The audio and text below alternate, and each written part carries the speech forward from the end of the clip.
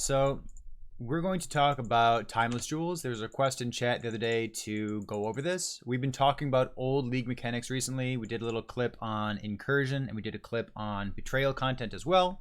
So as long as we have new people coming into PoE and like people who haven't played every single league for the past, X number of years, might as well go over these topics to make sure that everyone's on the same page. So the topic we're going over today is these timeless jewels. I've got a whole bunch of them here.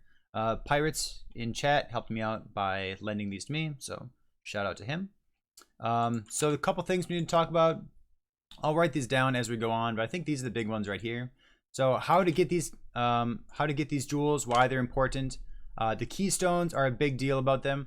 And I think number 3, another thing we'll talk about is like the small notables, maybe like the notables and the travel nodes, because those are some of the things that differ from one of these jewels to the next one of these jewels.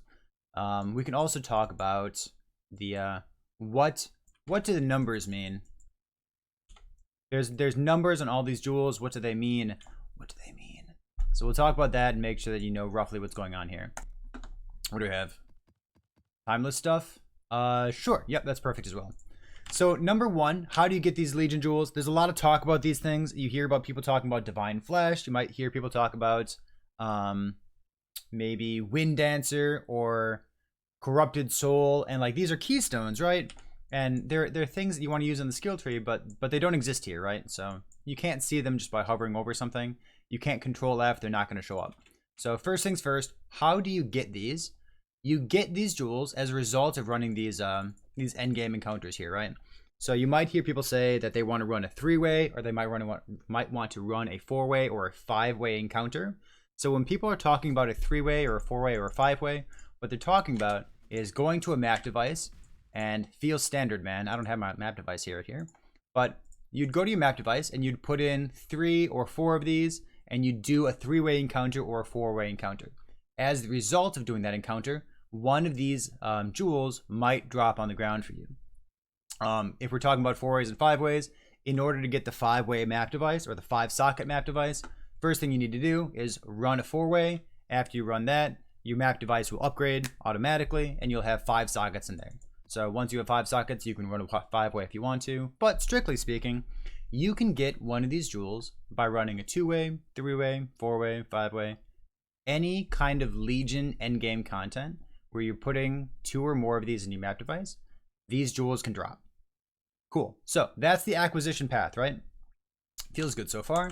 Next thing is the keystones themselves. There's lots of good stuff going on here. We're going to talk about some of them. We're going to talk about the ones that I hear about most often and the ones that I recommend to people, right? So when you socket these into your skill tree, you're going to see that they change the nodes around them, right? So I have some keystones up here. I've got some nodes that I've taken on this old RF character that I have in standard, real old character. So we're going to pop one of these in there and we're going to see what happens, all right? Let's take an elegant hubris. Let's see, it has the name Kadiro on it. We'll talk about the name of the general in just a moment. So we'll pop it in there and let's see what happens, right? So first things first, we have the keystones. We see that every keystone has been changed in the same way. So this one, LE Overload, is right out of the radius, so LE Overload stays the same. But if we go over to Avatar Fire and then Minion Instability, we saw that these got updated, right? So these are new keystones. This is only possible because I have this jewel here. So this one gives me something called Supreme Decadence. Life recovery from flasks applies to your energy shield. So, all right, I guess one of the complaints that energy shield people have when like a new player starts playing it is like, oh man, I can't use my life flask anymore. Now you can. So that's kind of interesting, right? So there's a lot of different keystones here. Let's jump over to Google just for a moment. I typed in, let's see, timeless jewel. Let's click on this first timeless jewel link here. Make sure that we know what's going on. We are using what is this? It's an elegant hubris, right? So we're going to scroll down. We're going to click on the elegant hubris link, and we're going to see that there's a couple different generals whose name can pop up here. So we could have Kadiro, we could have Chitus, or we could have Victario, right? So I have all 3 of those right here, right? This one says commissioned 12,000 coins to commemorate Kadiro. So Kadiro is the name of the general. This next one that I have is Victario, and then I also have Chitus here. So we've got all 3 to show you right now. With these, the most important thing that the wiki shows me is the name of the keystone. And that's the basic difference between all of these. Very seldomly do you care about the very particular numbers and exactly how many, numbers between 7,000 and 34,000 are listed on your jewel. We'll talk about those in a moment. What those do, those will change the small nodes, and they'll change the notables, but they won't change the keystone. So if you're looking to buy a jewel, the only thing that matters is the name of the general itself, right? So we have Victario here. The other ones are Supreme Ego, Supreme Grandstanding. So those are the three possible outcomes. If I wanted to use a Divine Orb on this, if I divined it, two things would change. First, the number would change. So commissioned number coins to commemorate Victario, that number would change, and possibly the name Victario would change as well. So that's important. If we divine it, both of those things change. Okay, so the keystones themselves, we'll talk about a couple ones here and then we'll go on. So this is, we have Supreme Decadence, that's kind of neat. If we put in this next one for Victario, let's slip this one in like this. For Supreme Decadence, we now have Supreme Grandstanding. This is cool. Nearby allies and enemies share charges with you. Hitting enemies, enemies hitting you have a chance to gain a charge, but then if they gain a charge, you're also gaining a charge. This is kind of weird. I kind of like it. It's funky. I don't think I would be prone to using it because there's a lot of other things that I like more than this, but yeah, sure. I guess it's kind of neat. Now I'm thinking about how to use this thing. All right, so we talked about the keystone. Let's talk about the difference in some of the small nodes here, right? So for each of these jewels, you're gonna see that they do something slightly different for travel nodes. So for these Kadiro, for these Chitus, all these elegant hubris timeless jewels, these gold looking ones, what you're gonna see is that these small nodes, they don't do anything at all, right? So this only gives you the keystone itself and any notable, right? So we have Price of Glory. It gives you nothing. Nothing. But the notables themselves are going to change. So maybe this one has 80% increased lightning damage. Sure. What's this? Armor per endurance charge. Kind of funky. Minions deal increased damage. It's 80%, but you got to path a couple nodes to get there. Okay. Let's see. Bleeding deals damage faster for 3 nodes. That's kind of all right. Interesting. Let's see. Plus 50 lightning res, kind of cool. 30% increased effective chill, all right. Flask effect duration. It's important to note, when we were talking about the numbers on the jewels, this is what the numbers mean. So the numbers dictate what the travel nodes are going to be, and these small nodes here, and the numbers, the 34,040 on this particular jewel, it changes what the travel nodes will be, and then what these small nodes would be. They also change what the notables will be, and then the name of the general itself. The name of the general only dictates what the keystone is going to be. So broadly speaking, name of the general is the most important bit. Cool. Let's talk about some of the most important ones and the ones that I see pop up the most often. So for Glorious Vanity, let's see. I hear a lot about Doriani and Zibakwa, so I'm going to pop those two in. We'll talk about that. I have a Zibakwa right here. Let's put this one up. I hear about this keystone a lot, and I recommend it to people. I think this is a really, really strong keystone. So this is all damage taken bypasses energy shield. So your ES does nothing. 50% of elemental damage taken as chaos damage, and then plus 10 to maximum chaos res. So wow, instead of having only 75% maximum chaos res, you have 85%. And then in addition to this, you know, maybe one of these nodes has like +1 maximum chaos res. That'd be really strong if I had a node like that. So I'm gonna check around here real fast. Looks like I have a +1 maximum cold res, which is pretty strong. But these other ones, these are kind of random. So that's let's see. This is the Divine Flesh. Talked about that. Another one that I hear about an awful lot is Doriani. I think Doriani is really strong. So again, the name of the general only changes what the keystone is. So if we have Doriani written on our Glorious Vanity Jewel, we have Corrupted Soul. So Corrupted Soul is really interesting. It says 50% of non-chaos damage bypasses your ES, which means that it's split, right? So 50% damage is going to go to your ES, 50% damage is going to go to your life. And then if you have Mind Over Matter, you can split it even more, but that's beside the point. On top of that, gain 20% maximum life as extra maximum energy shield. You'll often see this kind of thing with maybe a Hierophant, who wants to like use mana as extra maximum energy shield, maybe a Clarity Watcher's Eye. Maybe you'll see people who use Corrupted Soul also take this node in the skill tree, gain 4% mana as extra maximum ES, or they'll use like a rare chess piece that has, you know, gain 10% life as extra maximum energy shield, which is a craft that you can get on your crafting bench, right? So, Corrupted Soul, pretty cool. It allows for like some hybrid leech, maybe some nice hybrid builds. I think it's a very notable, very good keystone to keep in mind, right? So I hear about that a lot. Let's see, what else do we talk about? We talk about, let's see, what about Brutal Restraint? Oh, you know what? I do hear about Wind Dancer a lot. Let's grab a Brutal Restraint that has Deshret on it. This is a popular one. I like this a lot. So, let's see. Denoted service, blah, blah, blah, in the Akara of Deshret. Okay, so Deshret gives us Wind Dancer. Very good keystone. This is 20% less damage taken if you haven't been hit recently. So you want to not get hit very often. Less evasion if you haven't been hit recently. Okay, so evasion doesn't help, but dodge still helps, so that's important. And then more evasion if you have been hit recently. So I've seen Wind Dancer used with a lot of things that allows you to like stack dodge or stack block chance. I think it's really neat. Things like, what's the name of the shield? Someone in chat's gonna know. There's a shield that puts you at maximum block chance. What's that one called? That's a pretty good use along with Wind Dancer. I've seen people use Wind Dancer with Kintsugi. It's a very good unique chess piece that says like reduce damage taken if you haven't taken damage recently. Mist Wall is the name of the shield.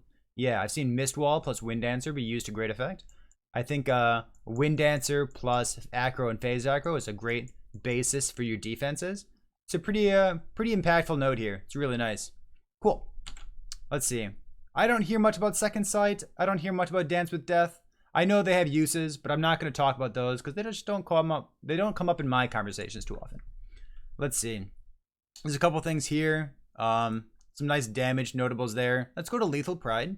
And Lethal Pride is very notable, not only because of the strength of the keystones themselves, but oftentimes you'll see people use a Lethal Pride on the bottom side of the skill tree, and they'll get things like Effective Fortify. So Lethal Pride is really notable, not only because of the keystones, but because of the passives they give to you. I'm gonna bring you over to PoEDB in just a moment, but for right now, we're still talking about keystones. So we're gonna grab a Lethal Pride with Kilowava. Let's grab this. This one here. So Lethal Pride, Kilowava. Remember, the name of the general is the only thing that dictates what the keystone is gonna be. So over here we have Glancing Blows, right? So Glancing Blows, we talk about this all the time. It comes up pretty often on ES-based builds, because ES-based builds like to take shield nodes on the tree, take those block nodes, because they also have like effective defenses from your shield, something like this. Increase energy shield from equipped shield, and that helps scale how much total ES you have. So this is pretty common, but it also happens in life-based builds. So this is chance to block attack damage is doubled, chance to block spell damage is doubled, and you take 50% of the damage from your blocked hits instead of taking 0% damage from your blocked hits. So why is this good? Well, you can get a shield, maybe a Shaper shield. I think there's like some influence modifiers that have it as well, maybe Hunter, maybe Redeemer. I don't know, but definitely Shaper.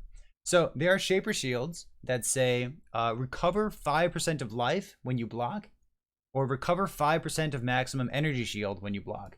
So if we're proccing that really often, we have a nice form of not only doubling our block chance, getting some nice damage reduction, but we're also like proccing our recovery very often. It's a really, really good form of defense. We can also scale this up with things like roomies, like a flask that gives you a 20 or 30 block chance. Getting these block nodes on the tree, getting these nodes over here, which is just like generically strong spell damage nodes. There's a lot of good ways to make use of Glancing Blows. So I like that a lot. And let's see, we have one more to talk about. Let's see, Militant Faith. Does this come up too often? Inner Conviction. There's some good stuff going on with Inner Conviction. Gives you some extra more spell damage per power charge. I'm into that. But I want to talk about the Agnostic real quick, because I think this is really notable. So the Agnostic comes from, who is this? This is Venarius. High Templar Venarius. There we go. Let's grab this guy's name, pop it in there. So Venarius gives us the Agnostic. So maximum ES is 0 while not on full life. So if you're taking damage, if you're not on full life, sacrifice 20% of mana per second to recover that much life. It's kind of a weird keystone But what it gives you a way of scaling your life recovery rate with like your maximum mana and your mana recovery rate. So sometimes you see this in combination with Mind Over Matter. Sometimes you see this in combination with maybe a bunch of flask nodes, maybe as a Pathfinder, maybe a Scion Pathfinder to keep your flask uptime, and then any kind of enduring mana flask, right? So this is a pretty unique way of scaling this up. There's some pretty interesting builds you can see out there if you go to things like PoE Ninja. The most popular way, at least in Softcore Trade League, of building a Scion Ball Lightning Miner, you're going to see that there's a lot of people who have like very specific uniques, including like Indigon, because Indigon gives you life recovery based on your non-instant mana flasks, and then also using Omeyukan unique boots. Let me show you this build real fast. I think it's so interesting. Let's type this in. Let's go Ball Lightning Ascendant, and you're going to find out that, man, they're all using kind of the same unique items here. So this is a really interesting way of building a character. So Cloak of Defiance, Indigon, Omeyukan. Let's go Militant Faith, Bottled Faith, Transcendent Spirit, Dream. Like all these builds are very similar. And as it turns out, what they're doing is they're scaling up their defense based on Scion Pathfinder, which gives you good uptime on your flasks, lots of flask nodes on the tree, and then all of these unique items that kind of play a similar role in scaling up your mana and your mana regeneration. It's awesome. The Agnostic is also used in high recovery delve farming Scions. I believe that. It sounds awesome. Cool. So let's close this out. We'll come back to this real quick. So remember, I said that the name of the general determines what the keystone is going to be, right? So that's pretty good. If we click on one of these jewels, let's click on Glorious Vanity, for example. And let's pop one in there. We talked about Doriani. Let's put Doriani back in here. So Doriani is one of our Glorious Vanity jewels. And we said that on a Glorious Vanity, because it's bathed in the blood of the Val, conquered by the Val. So the Val jewels, right? They corrupt things. So they give you a bunch of random ass nodes. So this is like skill effect duration, block attack damage, chaos damage. Like they got nothing to do with each other. So they're just all kind of random nodes. So each one of these is going to be really distinct, right? And we can see that here as well. Let's see. Glorious Vanity. I'm back on the Gamepedia, the community wiki page. Glorious Vanity adds mods or replaces all minor and notable nodes randomly, making it the most unpredictable of the timeless jewels. So we're talking about the effect of the jewel on these small nodes, the travel nodes, and the notables here. So really weird stuff going on. Let's take a look at another one. So that was a Glorious Vanity. Let's look at Brutal Restraint. Brutal Restraint does something different. So it adds dexterity, right? So maybe you have a build that like, oh man, I need 100 more dexterity than I currently have in my build. Maybe one of these Brutal Restraints is something that you want to consider. So let's grab one of these. Go Brutal Restraint. We'll put it up there. And this is, let's see. So remember, it adds dexterity. It doesn't randomly change stuff like the Val one does. But all these nodes have +2 dexterity. Minion, all the normal stuff, +4 dexterity, +4 dexterity, +10 dexterity. This one has duration of elemental ailments on it as well. That's pretty neat. So remember, the only one that randomly changes your skill tree are these Val ones down here, the Glorious Vanities. But the rest of these, all they do, they're pure upside. They give you some dexterity, 5% increased dexterity on Whispers of Doom. Pretty cool. All right, so enough of that. Let's go to the next one here. We have Elegant Hubris. This one has, let's see, removes all mods and transforms all notable passives into new ones. So let's take a look at that. Elegant Hubris. This is the price of glory, right? So price of glory. It's kind of like you're paying for it, right? All these nodes are just like nothing, zero, nothing, zilch, nada. Sure, chance to avoid being shocked. Nice. So you're really using these Elegant Hubris for the big keystones, and maybe if you can get a good one that has the right number on it. Mine has 41,100. That's the seed for it.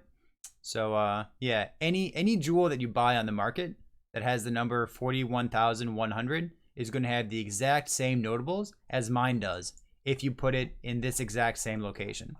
If you're familiar with, I don't know, maybe Minecraft or maybe computer programming, if I say seed, then you know what I mean, right? So this number here, the 41,100, This is the seed, and it tells you, all right, anytime that I have this exact jewel, if I put it in this exact place, it's going to have this exact outcome.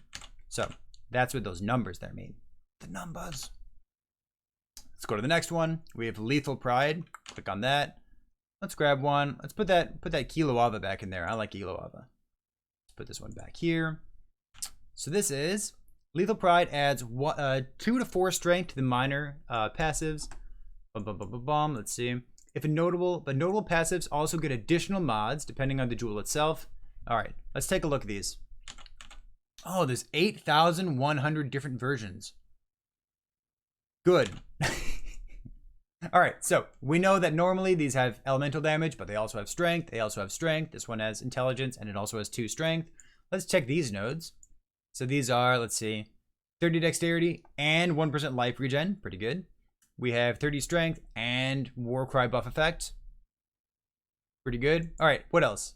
Strength, 5% increased strength. So the notables, right?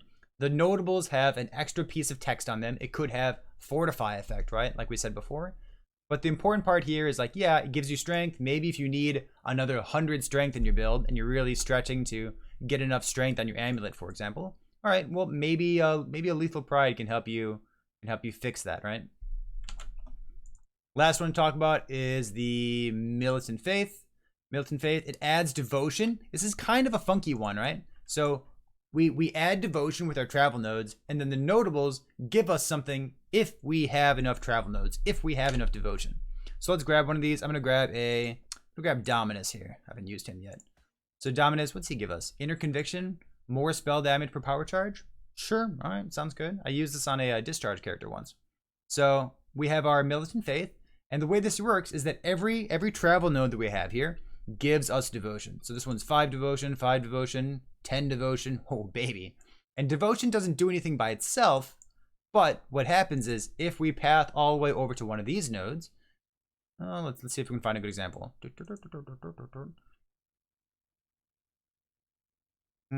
Do I have a good example? I need a devotion example. Here we go. This green node over here. Oh, that's kind of good, isn't it? Interesting. So if we have enough devotion, let's see, does it tell me how much devotion I have? Man, wouldn't it be great if it did? Oh, that would be really convenient. Do I have to count manually? Awkward. Okay, so in any case, after you manually count, you can come over here to this nice green node, which is a highlighted green. It's supposed to tell you what's going on. So this says plus 1% to all maximum resistances, which is really impactful. It's really good. If you have at least 150 devotion. So how much devotion do I currently have? Let's see, 5, 10, 20, 25, 30, let's see, 40, 50, 55. So I got 55 right here. So this is not a particularly good spot to put this if I want to get enough devotion to use this thing. But it is a pretty good place to put this if I'm only in it for the keystone, right? So yeah, maybe if I put it somewhere else, maybe if I put it in here, maybe I'd have a lot of travel nodes around it and I could get enough. So it's kind of trial and error. Again, unless you know exactly the right seed of the timeless jewel that you're buying. So for my example here, it says 9,447. Unless you know exactly what seed you're going to get and exactly where you're going to put it, it's kind of just trial and error. You kind of just buy some divines and divine them, or just be happy enough with the one you've got. So there's a lot of customizability here, a little bit of randomness that goes into it too. It's kind of cool. We're about to enter 3.10, not Metamorph League, 3.10 Delirium League. And one of the things they talked about with Delirium League is they're adding these new cluster jewels that are on the outside of the skill tree. And they referenced timeless jewels as something that they were thinking about that they wanted to make better. So they wanted to make it so that it's a little bit less random so that you have a little bit more control over it, right? That'd be pretty good. Let's see. There are also specific mods in the Militant Faith themselves. Yeah, let's see. Militant Faith, if I hover over this, you can see it says channeling skills deal 4% increased damage per 10 devotion. It's pretty good. So I've got, what, 55 devotion? So channeling skills deal, let's see, 5 times 4, 20% increased damage. That's kind of cool. Let's see, 4% reduced elemental ailment duration on me. So 20% reduced elemental ailment duration on me because of where I put this on the skill tree. That's kind of cool. All right, not bad. It's kind of interesting. Let's see what these other ones. I also have channeling skills, minion attack and cast speed on this other one here. And if I hover over this one, this says effective non-damaging ailments on enemy per 10 devotion. Okay. And then a 4% increased damage with brand skills. Sick. All right. Well, notable. Good. So we talked about that. We talked about the keystones. We talked about the different effect that each of these types of timeless jewels have on the travel notes and also on the notables here. Let's see. We said we want to talk about how to get these, the keystones, the notables. We talked a little bit about the numbers. Remember, the numbers are the seeds. This is the seed of, like, you know, if you have this exact number, it's going to do the exact same thing if you put it in the exact same spot every single time. So, chat, Twitch, I need you to help me. Is there anything big that I've missed about this? We talked about some of the important keystones that I find come up in conversations very often. We talked about how to obtain these. We have these guys here. We talked a little bit about like how to do like a 2, 3, or 4-way, and then how to unlock the 5-way map device. Talked about the important keystones, the one that I think are, you know, most notable. There's a couple other ones that I skipped, but it's okay. We talked about what the seeds mean, like those big numbers at the top. This one is 41,100. This one is 34,000. We talked about, let's see. Missing anything? I think that's about it. I think when it comes to a TLDR, let's see. Did you talk about the lethal pride, stat fixing? Yes. Yeah, we did talk about stat fixing. When it comes to, you know, maybe if you need like a bunch of strength or a bunch of dexterity, this is a nice way to patch that up. Cool. I think that's about it. If there's any other questions that you have about this, feel free to drop by and stream or just like make a comment in the Discord as well. The relevant links that we looked at here, we went to Google, typed in timeless jewel, clicked on the first link.